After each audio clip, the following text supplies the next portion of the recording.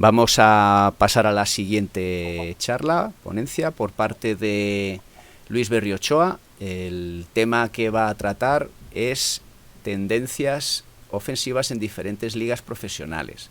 Adaptación según perfil de los jugadores en Europa y América.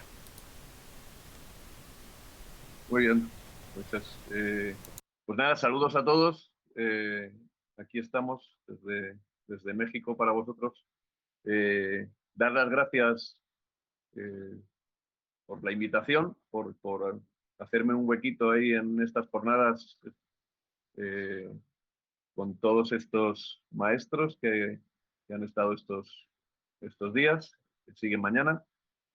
Dar las gracias también a Moisés, Álvaro, Davor, toda la gente que está ahí detrás empujando para que una asociación como esta se levante y llene un espacio bien necesario que durante años pues en Madrid no hemos tenido específicamente y que hemos tenido que buscar en otros lugares, en otras asociaciones hermanas, un poco esa parte de formación.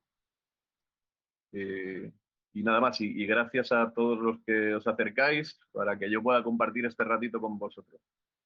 Voy a, digamos que lo que elegimos un poco para que no coincidiera con algún otro tema que se podía tratar estos días, pues es algo más específico de lo que yo que suelo hacer aquí en México, porque desde los clinics que suelo dar, pues sobre todo van dirigidos a metodología, técnica de entrenamiento, eh, construcción del entrenamiento y de los ejercicios, a través de los ejercicios y temas así más relacionados, digamos, cubriendo un poco lo que necesitan más los entrenadores aquí en México, lo que ellos me piden. Pero sin embargo, para el día de hoy, pues ahí hemos elegido algo que no sea tan genérico, que sea un poquito más específico. Y de hecho, desde el momento en el que yo propuse eh, el tema y acordé con Moisés y el título del mismo, bueno, pues también le he dado un pequeño giro a, a esto que hoy quiero compartir con vosotros. Voy a empezar, si os parece, más que una presentación, es un pequeño guión que también tendréis a vuestra disposición.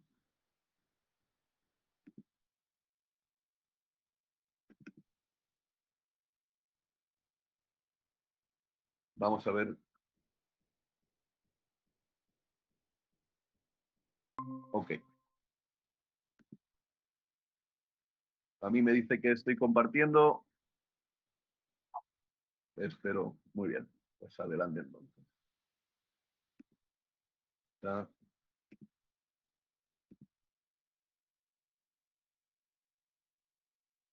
compartir como tal.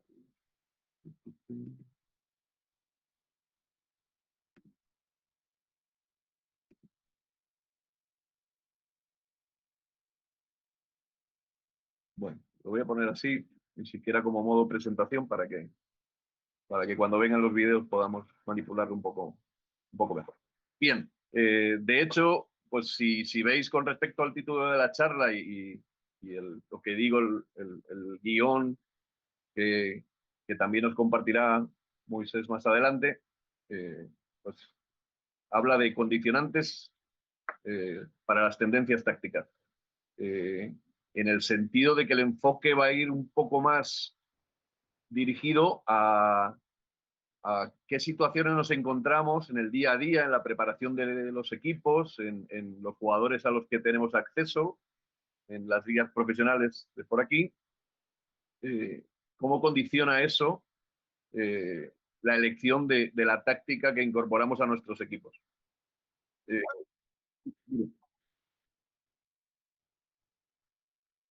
Todavía no lo he movido o sea, lo he dejado en la... Mira, ahí pasamos a la siguiente, pero... Ah, dime. Ah, perfecto. Sí, vamos a ver aquí. Sí. si la Mac con el Google Meet se porta bien, se porta bien. Vamos allá. Bueno, continúo entonces. Os decía que más que intentar mostraros una colección de sistemas o de familias de movimientos en ataque y en defensa, lo que quería un poco era eso, bajar un poco a las cosas que a mí me han sucedido en estos años que llevo entrenando aquí, cuando he entrado en ligas profesionales, o las que yo veo que condicionan a los entrenadores el elegir esas armas tácticas con las que se desempeñan los equipos. Entonces, bueno, pues la observación y los comentarios van sobre todo dirigidos a algo de lo que veo de NBA, algo de lo que veo de ligas latinoamericanas y las ligas profesionales en México, que como ahora os contaré, son más de una. Y respecto a la NBA y lo que condiciona sobre todo, lo que la diferencia de otro tipo de ligas para esta situación en la que estamos hablando, pues sería tanto el volumen de partidos, digamos que una vez que empieza la temporada, prevalecen los viajes sobre los entrenamientos. Siempre se habla de que en la NBA se entrena poco. Pues yo no estoy tan de acuerdo. Digo, es un tema un poco de percepción. También porque en los entrenamientos que yo he tenido ocasión de ver, digo que estando aquí en México, pues hay algunas franquicias que están a tiro de coche y he tenido la suerte de ver algún entrenamiento.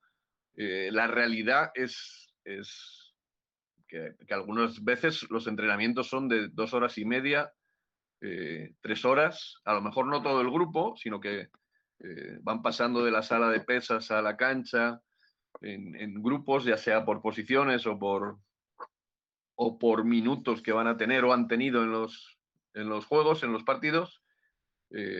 Entonces, realmente lo que yo he visto es que los entrenamientos, o sea, cuando entrenan, me refiero. Y sí son con bastante contenido y bastante duración.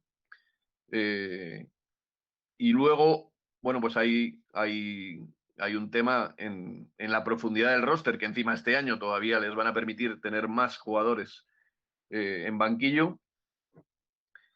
Y además, con respecto sobre todo a otras ligas aquí en Latinoamérica, bueno, pues tienen una situación en la que casi funcionan como equipos filiales los equipos de la Liga de Desarrollo, tanto el que lo tiene directamente como filial asociado, como equipo asociado, como los que tienen jugadores incorporados en otros equipos.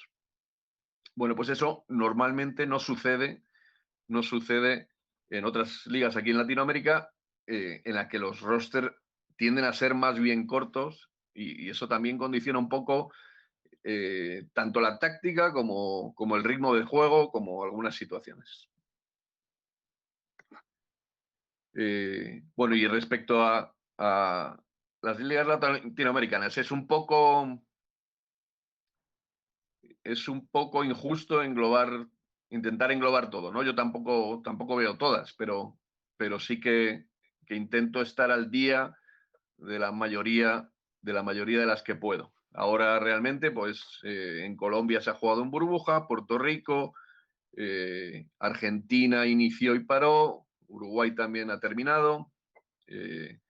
Bueno, digamos que se van solapando a lo largo del año, a lo largo de la temporada, y es bastante interesante, sobre todo para estar al día de jugadores y táctica de algunas situaciones, pues es bastante interesante. Digo, ¿en qué se parecen? ¿En qué podríamos decir en qué se parecen? Bueno, pues nosotros estamos acostumbrados a temporadas que ocupen un año casi. O sea, digamos que entre la pretemporada y el descanso y trabajo postemporada, estamos acostumbrados a eso. Aquí la mayoría de las veces es inviable. Es inviable, son ligas de 3, 4 meses y eso condiciona mucho, como veremos a continuación, muchas cosas. El transporte, hablo del transporte, porque los viajes muchas veces no son ni parecidos a lo que sucede en Europa, ¿no? No solo en las ligas nacionales en Europa, pero incluso cuando hasta hay un viaje en Euroliga, Rusia o algunos trayectos más incómodos, muchas veces no son ni parecidos a lo que sucede aquí. Aquí mucho transporte, mucho viaje en autobús, mucho viaje en camión. Hay semanas en las que te la pasas fuera de casa y eso también condiciona, porque además los rosters tienden a ser más bien cortos. En Europa estamos acostumbrados a esos 12 jugadores, ya todos los equipos completan su roster de 12 jugadores. Además, hay equipos filiales, canteras o fuerzas básicas, se llama aquí en México. Y entonces, pero eso no sucede aquí. Eso no sucede aquí. Los equipos se van completando y muchas veces se distribuye el dinero y el presupuesto en función del número de jugadores a los que te quieres tener acceso. Y entonces, pues a lo mejor primero tienes 6, luego tienes 7, luego tienes 8. El siguiente mes hay un poco más de dinero y tienes 2 jugadores nuevos. Bueno, pues esas cosas, digamos, muchas veces son comunes en la mayoría de las ligas de aquí. Pero como digo, cada liga es diferente, única, cada una tiene sus matices distintos, tiene muchas peculiaridades que vamos a ver algunas a continuación y que la verdad hace apasionante trabajar en cada una de ellas, pues porque te tienes que reinventar muchas veces como entrenador. Y en México, digamos que fundamentalmente hay 3 ligas profesionales, que de hecho ahora han firmado un acuerdo y ojalá se lleve a cabo. Porque, ¿qué sucede en México? Bueno, la LNBP, la Liga Nacional, digamos que es la más consolidada, la que la estructura funciona de manera más profesional y, bueno, pues tiene tendencia a que se juegue durante 5 o 6 meses, en el mejor de los casos. Ahora se ha tenido que terminar en 3 meses porque se ha hecho un esfuerzo bien grande para que haya baloncesto aquí en México y con todos los detalles que han surgido, pero se ha conseguido terminar en 3 meses, pero como digo, suele durar más. Cibacopa, que es el circuito de baloncesto de la costa del Pacífico, circuito de básquetbol de la costa del Pacífico, que se juega en los estados que están en el Pacífico o colindantes con estos. Digamos que es una liga de 3 meses. Es una liga de 3 meses muy intensa, con 4 partidos por semana, con desplazamientos muy grandes, y eso condiciona también un poco de lo que vamos a hablar a continuación. Y la Liga de Básquetbol Estatal de Chihuahua, que se circunscribe a exclusivamente el estado de Chihuahua, pero igual se juega durante 3-4 meses, con un nivel de asistencia, los gimnasios llenos, la gente bien apasionada. La verdad, están haciendo también un esfuerzo. Es un estado en el que posiblemente el básquet sea el primer deporte. Digo, porque aquí en México, por supuesto que el fútbol es el primer deporte, pero sí hay 2-3 estados de los 32 en que, como en Chihuahua el básquet, como en Sinaloa, Sonora puede ser el béisbol, bueno, pues da como para tener una liga propia, profesional. También la cercanía con Estados Unidos pues permite, o sea, da facilidad para adquirir algunos jugadores extranjeros y la verdad es que también va subiendo de nivel. Las tres están subiendo de nivel, están haciendo buen trabajo. Bueno, y de lo que vamos a ver a continuación. Como os digo, no va a ser una colección de sistemas, aunque habrá algunos vídeos explicativos de algunos de los puntos que yo quiero remarcar, pero sí vamos a hablar de cómo influye el sistema de competición y las normas, dependiendo de la pretemporada y la preparación del equipo, de cómo afecta eso a la forma de juego, de la estructura del roster, ya hemos comentado algo, pero vamos a incidir en algunos detalles, la influencia del entrenador, y de dónde proviene la formación del entrenador para cada equipo, la formación que hayan tenido los jugadores, la competencia de los dirigentes, o sea, cómo sean de competentes, cómo sean de profesionales, ¿por qué no? El arbitraje también, y ahora os contaré en qué sentido lo quiero comentar. Y bueno, pues la táctica empleada, digamos, las modas o en qué puede afectar el entrenador a, a ciertos detalles tácticos en la forma de jugar del equipo. Y luego voy a hablar brevemente de tanto de posesiones y ritmo de juego y del spacing que se suele utilizar por aquí. Bien. Con respecto al sistema de competición y las normas. Sistema de competición y las normas. Lo normal es que, igual, a lo que estamos acostumbrados, es que haya una serie regular y unos playoffs. En algunos casos, como sucede en la LNBP en México, cuando se alcanza cierto volumen de equipos, para disminuir esos transportes, esas distancias, de pasarte el día viajando, se divide en conferencias. Ya sea conferencia norte o sur, este o oeste. También tenéis que tener en cuenta que al final el modelo aquí es el modelo americano. Digamos que la principal referencia es Estados Unidos. No te das cuenta hasta que llegas aquí, la verdad, todo lo que influye.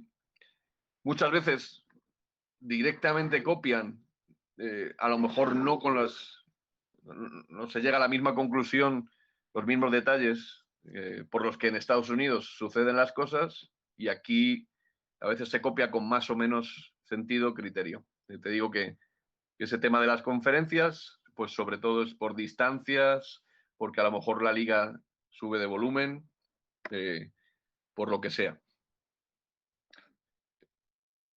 Cuanto a número de extranjeros, locales, juveniles, nacionales, la clasificación de los jugadores.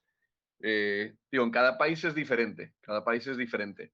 Y de hecho, pues aquí en México, pues por ejemplo, por referirnos al número de extranjeros, en Cibacopa, que os comentaba antes, el año pasado se permitían 7 jugadores americanos. 7 jugadores americanos por equipo.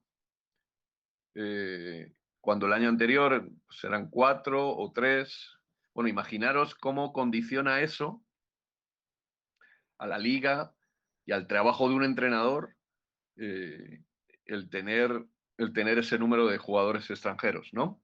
En México además se da la circunstancia de que hay una figura de jugador México-americano,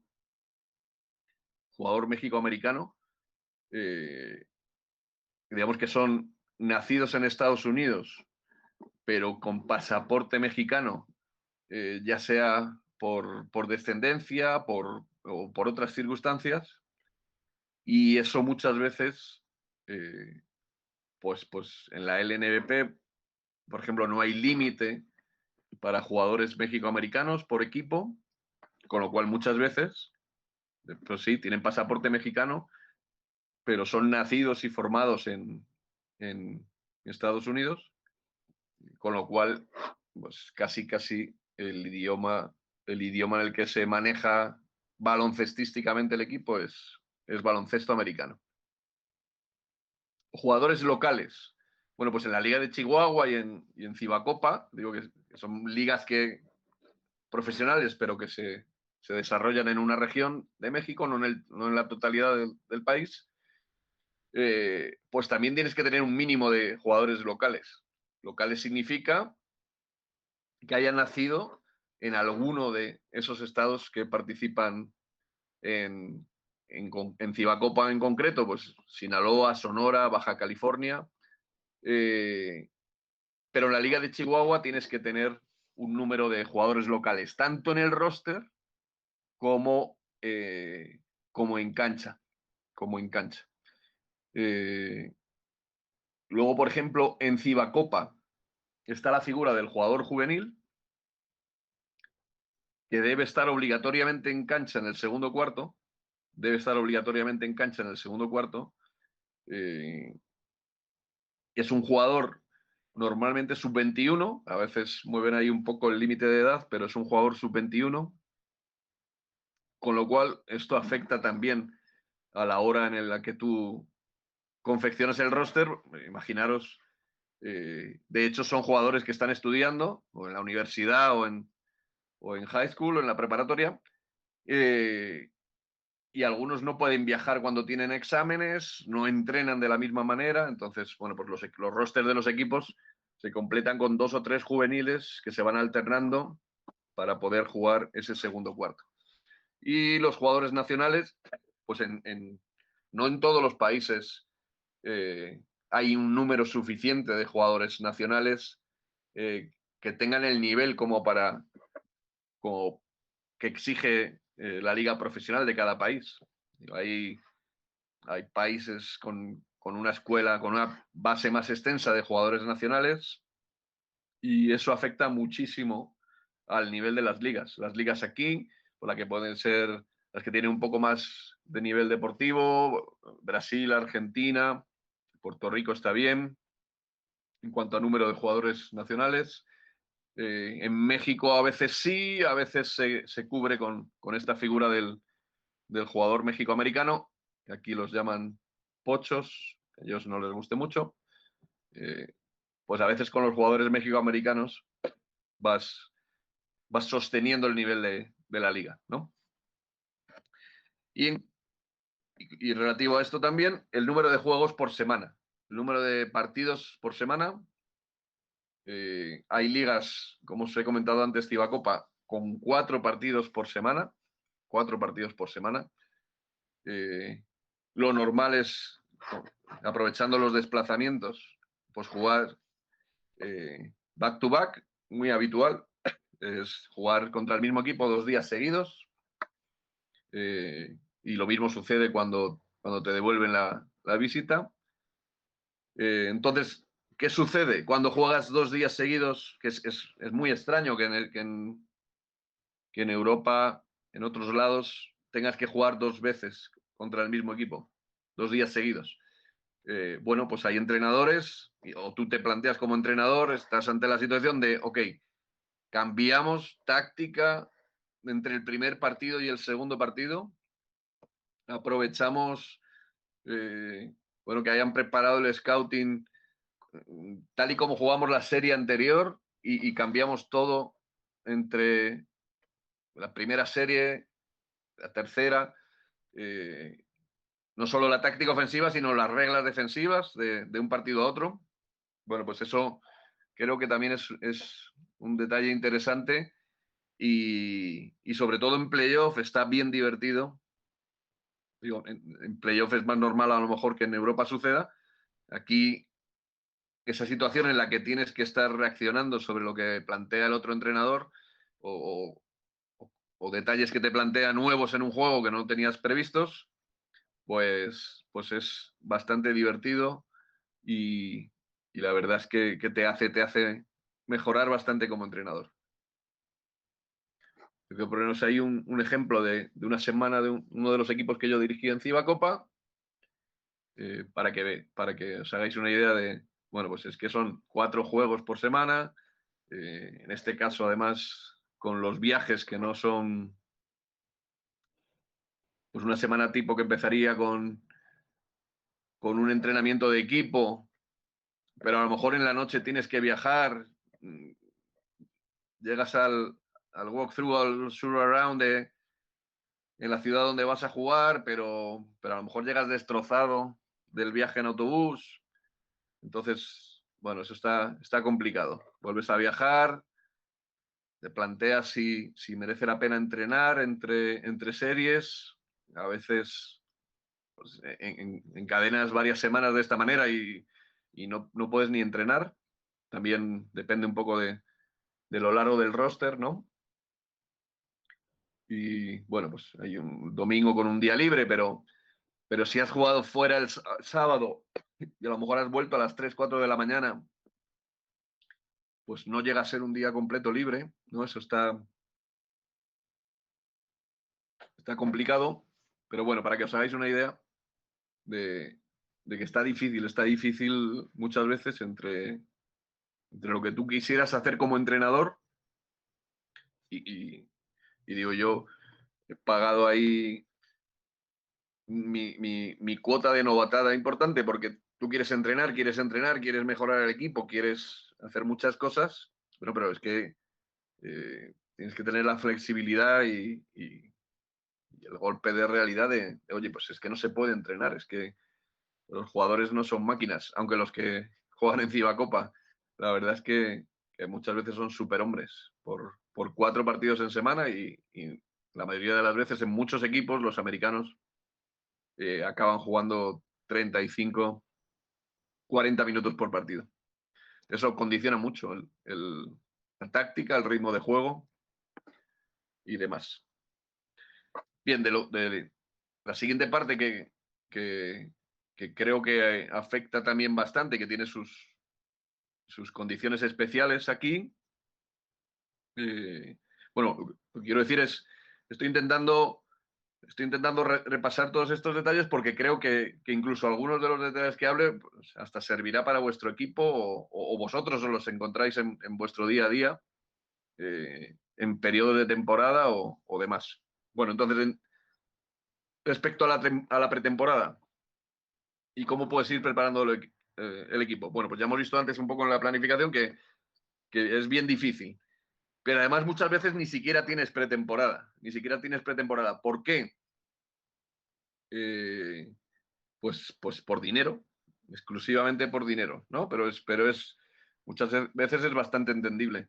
Tú quisieras hacer 4, 5, 6 semanas de pretemporada y como son ligas cortas en las que tienen dividido el presupuesto entre esos 3 meses de temporada, bueno, pues es que los equipos no tienen planteado contratar un jugador antes de que inicie la competición o una semana antes de que inicie la competición y a partir de ahí le empiezan a pagar. De hecho, aquí en México lo normal es pagar por quincenas. O sea, cada 15 días te pagan. Todas esas situaciones que ellos se puedan narrar, todos esos, pues a lo mejor en algún equipo te permiten pretemporadas más largas. Este año pues, ha habido también mucha diferencia, ¿no? Pues por tema COVID, los viajes. Ha habido equipos en México que han hecho una pretemporada de 5 o 6 semanas y otros no han llegado a la semana antes de iniciar la competición. Pues imaginaros en una temporada tan corta cómo afecta eso y imaginaros qué puedes incorporar tácticamente a tu equipo si no has tenido ni siquiera ni partidos de pretemporada ni esas situaciones. Bien, entonces, digo, pues si tienes la suerte de que tengan un poquito más de dinero, ¿qué sucede aquí también, por ejemplo, en pretemporada? Y los jugadores lo tienen asumido, hasta los extranjeros que habitualmente vienen a México. Bueno, pues la pretemporada normalmente se paga el 50% del salario. O sea, tú tienes tu contrato, X dólares al mes, y en pretemporada, bueno, pues ahí se negocia, ¿no? Me dice, oye, vente 2, 3 semanas antes y te voy dando el 50% de lo que tenemos acordado para el resto de la temporada. Bueno, pues no es la situación ideal y a mí al principio pues me chocaba y me sorprendía ese tipo de situaciones, pero es lo habitual y todo el mundo está acostumbrado. Y si tienes la suerte de de que el club tiene una estructura, tiene un director deportivo, bueno, pues a lo mejor los equipos se preparan con algo más de antelación, ¿no? Sobre todo en ligas cortas, Cibacopa, la Liga Estatal de Chihuahua, bueno, pues a lo mejor, digamos que como son muy cortitas, pues se pasan el resto del año pensando en el equipo. Si tienes la suerte de tener al coach contratado para 2, 3 temporadas, bueno, pues todo eso ayuda bastante, aunque la mayoría de las veces también, pues todo lo que has preparado hasta que no puedes firmar los jugadores concretos, hasta que no confirmas entrenador, jugadores, pues es complicado.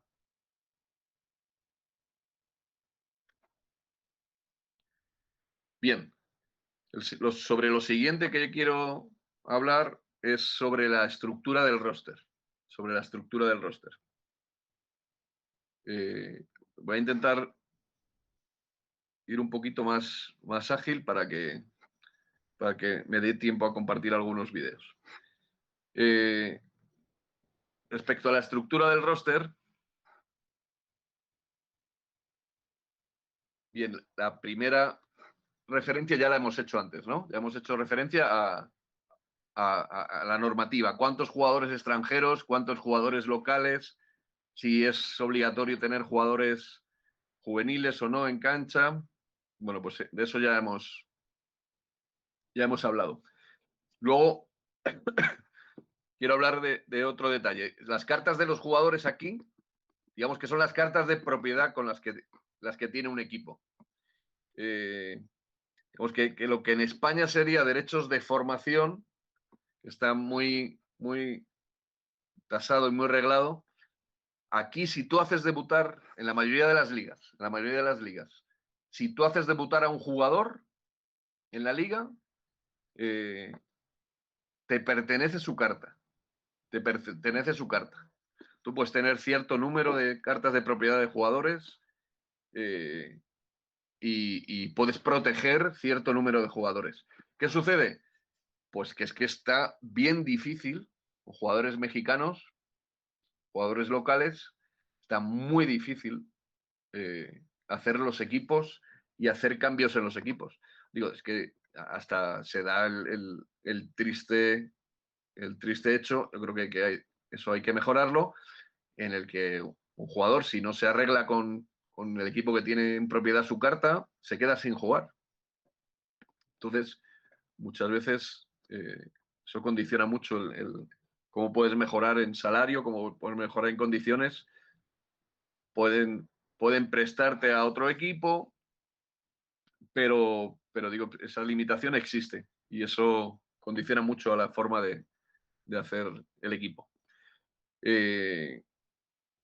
Rosters cortos y rosters largos. Pues hay situaciones en las que,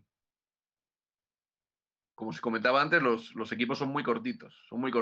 Hacen 7, 8 jugadores para el dinero que tengan. Y a lo mejor van sumando jugadores durante la temporada. No es la situación ideal.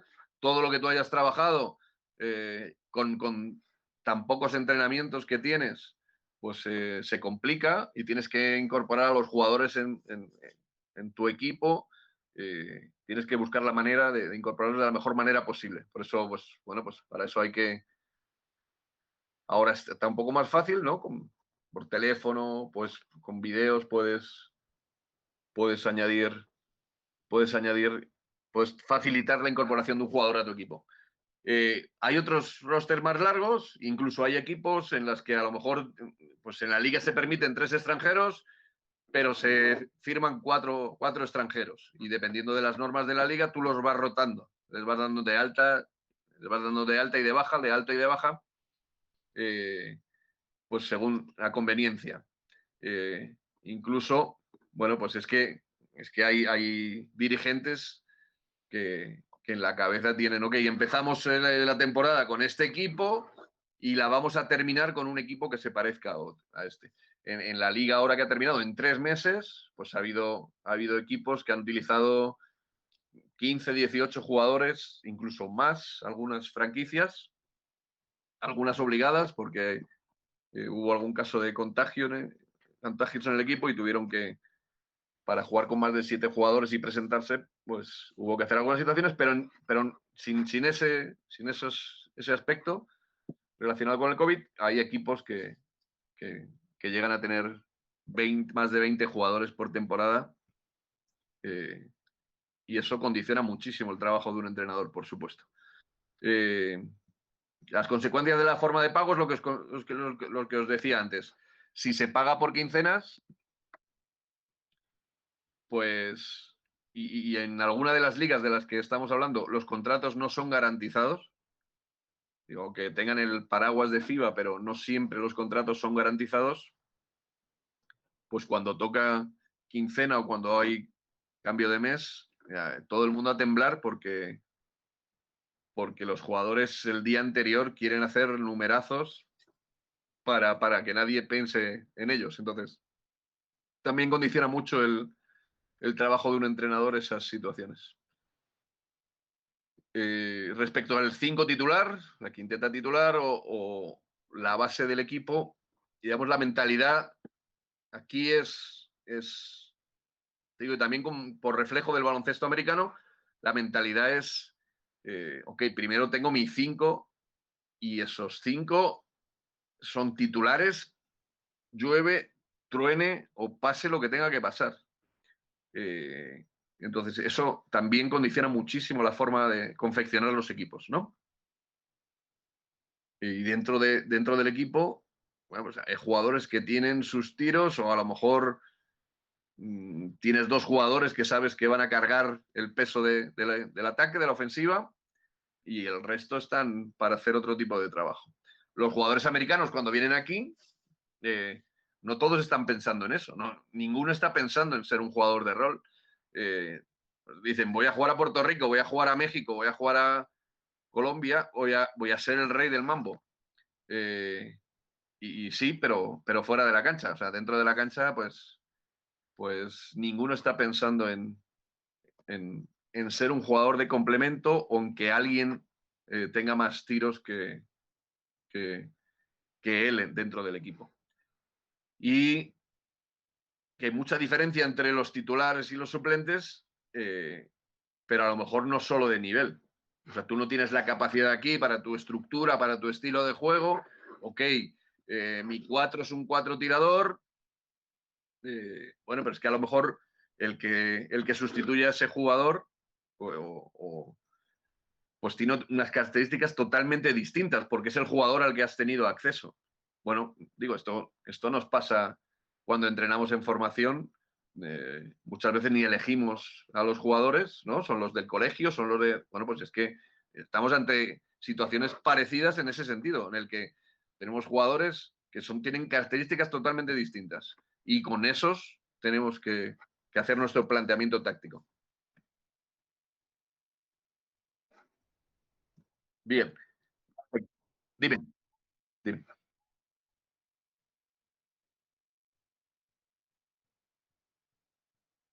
Sí,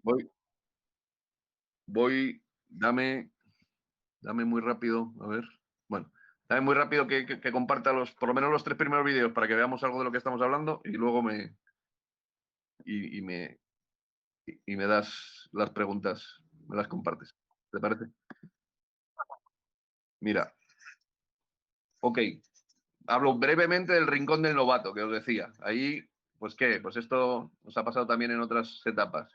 El juvenil en Cibacopa, que tiene que jugar obligatoriamente el segundo periodo, bueno, pues es que algunos entrenadores lo plantan en una esquina. Lo plantan en una esquina y, ahí está. Y no hace otra cosa en el ataque que, digamos que se inventa un nuevo spacing de uno en la esquina y 4 jugando al básquet. Porque los otros 4 son los americanos del equipo. Y en lo que os decía de las distintas características de titulares y suplentes dentro del roster, bueno, pues aquí os pongo, por ejemplo, Aguacateros de Michoacán, según los postes que jueguen, tienen un 5, que es Mellense, ahí lo vemos, con unas características muy concretas. Y compartiendo cancha tanto con Mellense, con Adrián Zamora, que es un 5 que tiene unas características mexicano, totalmente diferentes. Bueno, pues ellos ahora veréis, pues juegan un tipo de flex y con ellos comparte cancha el 4 titular, que es Paco Piñero este año, que ahí hacen una entrada en flex porque él puede tirar. Ahí vemos a Adrián Zamora jugando hacia canasta. Bueno, pues eso me refiero con que es muy distinto, cambia la táctica respecto a si estás jugando con los titulares o el jugador que le sustituye. Si quieres, Moisés, vamos con algunas preguntas que tendrán que ver con lo que estamos hablando y continúo. Sí, te pregunta Juan Fermín si hay un título estatal. En cuanto a campeón, dices, supongo que será. Entiendo que será ese, sí. Digamos para ellos, digamos en la Liga Nacional es la Liga Nacional. Es la LNBP, es la principal liga, la que los dos primeros van a jugar la Champions League de América. Digamos que yo pongo a las otras dos, incorporo las otras dos por las peculiaridades que tienen y porque realmente son ligas profesionales. Los jugadores y los entrenadores durante esos 3-4 meses en la Liga Estatal de Chihuahua, para ellos, o sea, son como si fueran de Bilbao. O sea, su universo baloncestístico es Chihuahua. Y para ellos el que gana la Liga Chihuahua es como la NBA, es el campeón del mundo. Entonces, digamos que no se cruzan entre las ligas. Ahora lo que han acordado entre ellas es, ok, para que los jugadores y entrenadores tengan trabajo todo el año, durante toda la temporada y puedan mantenerse en forma y no tengan que hacer otras cosas, bueno, pues mis 3 meses, mis 4 o 5 meses no se van a solapar. Que hasta ahora, así es la situación, las ligas se solapan. Y cuando un equipo ya no tiene posibilidades o quiere ahorrar, resulta que tiene a 3-4 jugadores que se van a la siguiente liga que está empezando. Entonces, bueno, esa situación está complicada. Y luego en Cibacopa igual, pues son 5 o 6 estados que están cerca de la costa del Pacífico y tienen su campeón también. Digamos que cada liga tiene su trofeo. También Juan Fermín te pregunta, ¿estas 3 competiciones abarcan todo el territorio del país o hay zonas sin competición? Pues sí hay zonas sin competición, sí hay zonas sin básquet profesional, sobre todo el sureste y zonas con menos recursos. Digamos que las franquicias ahora mismo están muy, muy localizadas en el centro del país, por lo que implica también los viajes, los vuelos, los presupuestos. Pero lo que estoy hablando de estas 3, pero hay, te diría, otras 6-7 ligas en esas zonas en las que no participan. Hay otras 6-7 ligas regionales con americanos que van saltando de liga en liga y han hecho casi su vida en México. Entonces es sorprendente eso. O sea, y entrenadores que funcionan como profesionales esos 2 meses que luego duran las ligas regionales, no son estas de las que estoy hablando, pero sí hay zonas y regiones, ya digo que sobre todo el sureste, en las que no acceden a estas ligas, pero tienen sus circuitos regionales que funcionan, o sea, se llenan los pabellones, no hay el mismo dinero, pero digamos que baloncesto con jugadores que se puedan dedicar a ello hay en casi todo México. Álvaro Gijón te pregunta, ¿crees que lo del jugador U21 en cancha en el segundo periodo sería importable en ligas FEP para proteger al jugador nacional? Pues claro, ahí tiene que haber una decidida voluntad de quien maneja la competición y de los directivos, pero no solo me parece importable, me parece, o sea, que habría que potenciarlo de alguna manera todavía más. ¿Qué sucede con esta situación? O sea, este jugador juvenil, por ejemplo, es Cibacopa, ¿no? Y luego están los jugadores locales de Chihuahua en la liga estatal. ¿Qué sucede? Que si te pones a mirar, a lo largo del tiempo, el 80% de los jugadores profesionales en México son de esos estados. O sea, esos estados en los que se desarrolla Cibacopa, Sinaloa, Sonora, Baja California, es que nutren al resto de básquet de México de jugadores, porque desde muy jovencitos han tenido esa oportunidad. Ahí se da una paradoja también. Cuando tienes 16, 17 años, en muchas ciudades el juvenil no es sub-21, el juvenil tiene 16 años. Y está jugando contra americanos, algunos que han jugado en la NBA, y contra 4 americanos por equipo o situaciones parecidas. ¿Qué sucede? Que cuando eres juvenil tienes 10 minutos por partido, asegurados. Os digo, si no intercambias minutos con posición con otro juvenil y demás. Y cuando cumples 21, 22, ya no tienes dónde jugar. O estás en el equipo, pero juegas cero. Es radical. O sea, digo, esa paradoja también se da. Pero por supuesto que creo que primero, que sí que tiene que ser desde las normas y que al final compensa. Al final compensa. Porque los directivos, oye, pues lo que te he dicho también, tú tienes la carta de propiedad de los juveniles que debutes en la liga, vas exportando juveniles al resto de franquicias de la liga, vas teniendo tu preocupación por cuidarlos, es patrimonio del club. También te pregunta Álvaro, cuando se entrena para cambiar el book táctico de una serie a otra para evitar el scouting, eso se supone una disposición de aprendizaje brutal de los jugadores, ¿no? Sí, sí. Y del entrenador en la forma de transmitirlo. Eh, Hay que pensar también, digo, en esta liga de la que te hablo, que hay 4 partidos por semana. Yo he dirigido jugadores que han estado en los Lakers. Son jugadores, muchos que vienen de la G-League. Termina su temporada en la G-League y en marzo se contratan en esta liga. Entonces, bueno, pues algunos son más maduros. Está la parte esta de los jóvenes con las que tienes que trabajar mucho con ellos también. Te conviene tener en la plantilla algunos jugadores tutores que te permitan avanzar en esto. Desde luego es un reto el poder transmitirlo, el estructurar bien lo que quieres mandar, en avanzar antes de empezar la temporada todo lo que puedas. Yo creo que está muy bien para el aprendizaje de como entrenador. Digo, yo estoy encantado de verme en situaciones difíciles. No siempre sales bien parado, pero como entrenador, desde luego, creces muchísimo. Juan Fermín comenta, dice, tomamos nota, este año aquí va a ser muy parecido, pero sin 2 partidos semanales, de momento, por el tema de COVID. Sí. Juan Fermín, ¿el deporte base también tiene esa temporalización o se desarrolla a lo largo de todo el año? En el deporte base, en México en concreto, para mí es dramático, porque no hay una liga. No hay una liga como tal. Digo, las distancias y la estructura del país lo hacen bien difícil.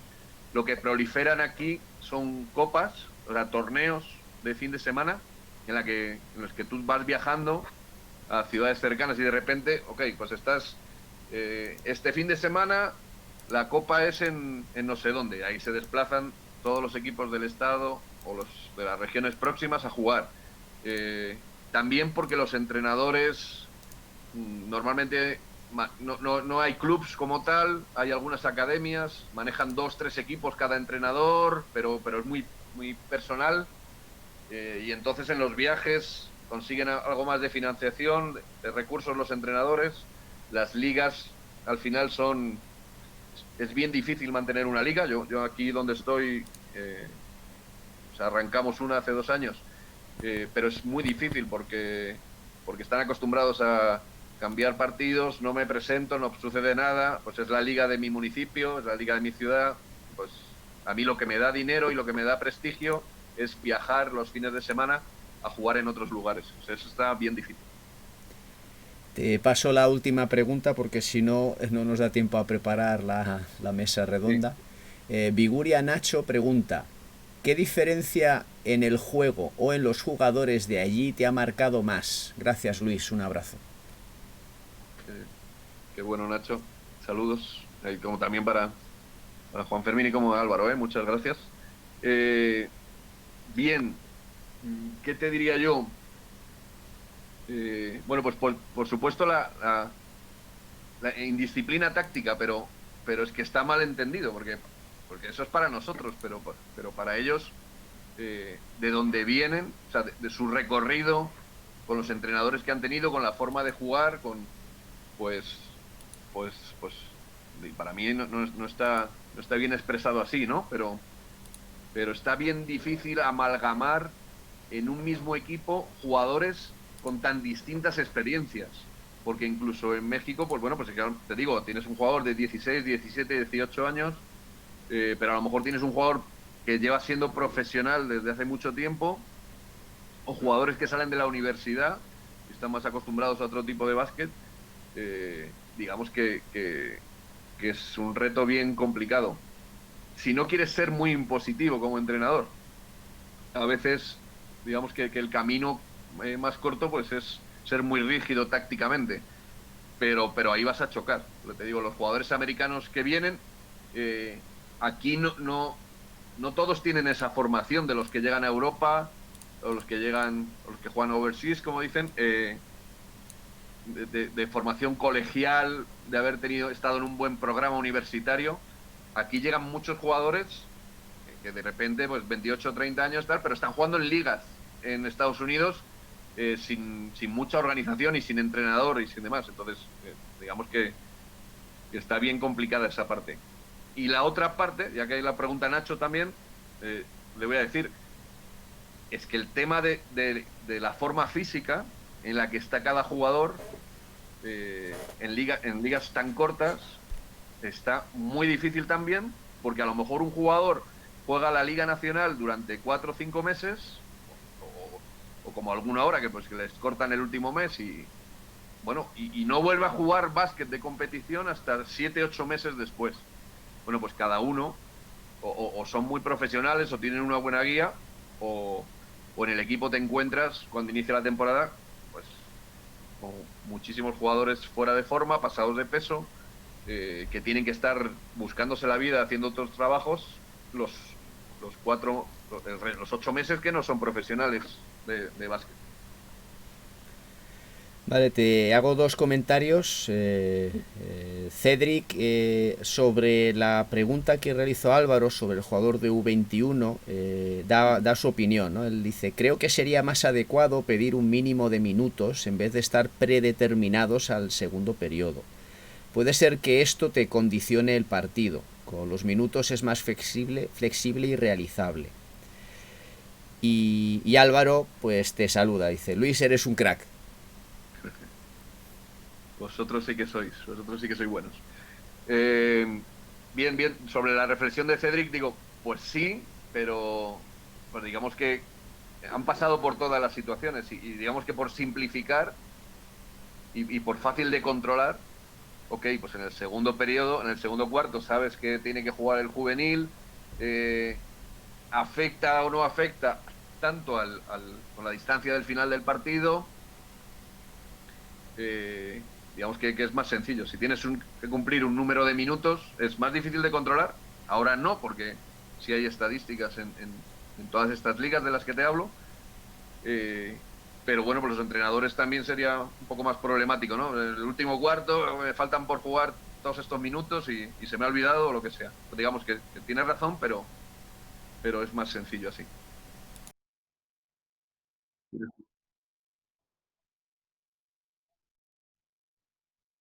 Pues me parece perfecto.